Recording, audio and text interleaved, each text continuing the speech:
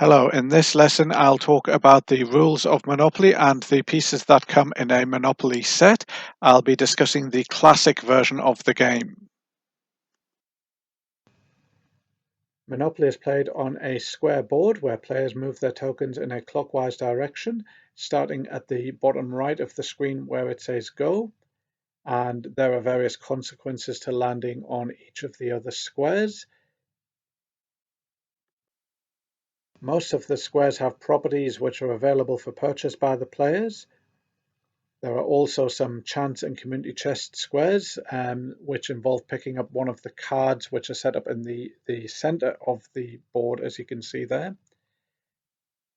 There are also squares such as the jail, free parking, and go to jail squares in the corners of the board. The most important of these is the jail square, which I'll talk about later. The free parking square has no consequences for landing on it, and the go to jail square sends the player to jail without collecting their salary.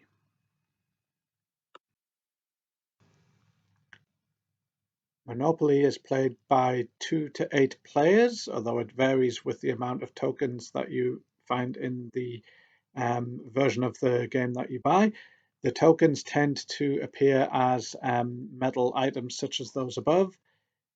The exact items vary with which set is bought, and it's quite common to find the battleship, the top hat, and so on, as you see in the image here.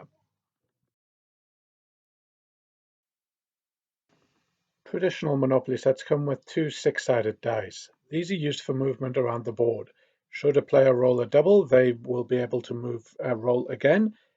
However, should a player roll 3 doubles in a row, they are sent immediately to jail.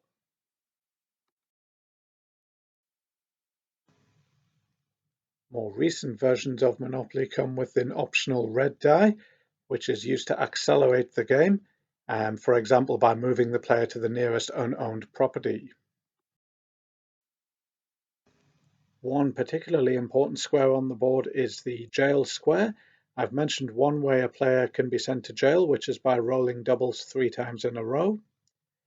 Another way is by receiving a card that instructs the player to go to jail, or by landing on the go to jail square.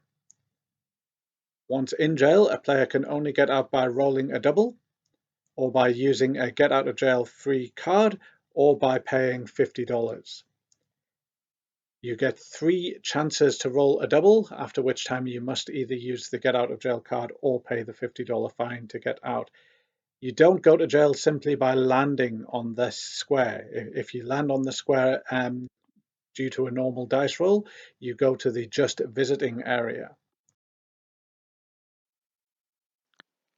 The aim of the game in Monopoly is to get rich, therefore money is a central feature in the game. At the beginning of the game, each player receives 1,500 Monopoly dollars, which may be known as whatever the local currency is in your country.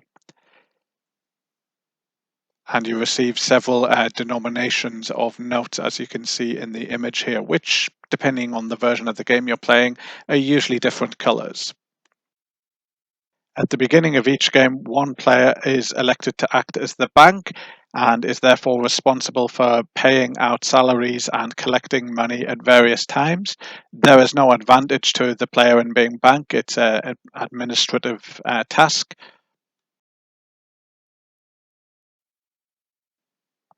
The predominant way to make money in Monopoly is by the control of property, and property can be purchased by landing on a square.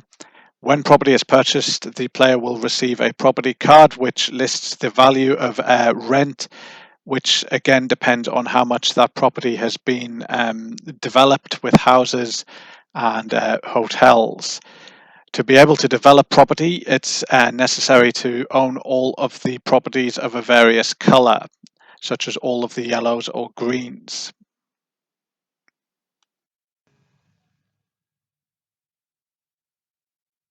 Buying property, developing property, and collecting rent are all at the heart of Monopoly. When a player has the properties of a certain color, such as green or red, as I mentioned earlier, they are then able to build houses and hotels on that property so they can develop it. Each development increases the amount of rent that is due to the player.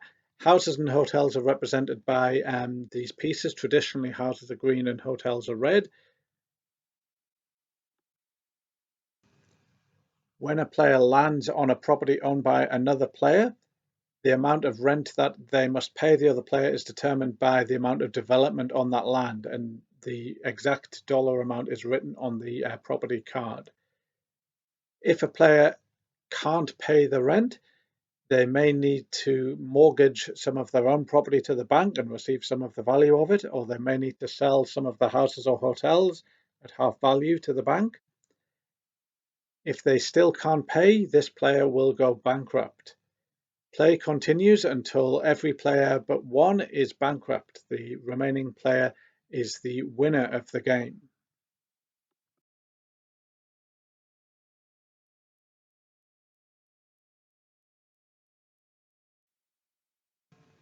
So today we've looked at some of the key rules of playing Monopoly and the pieces that you can expect to find in the books. I hope you enjoy playing. Thanks very much for listening.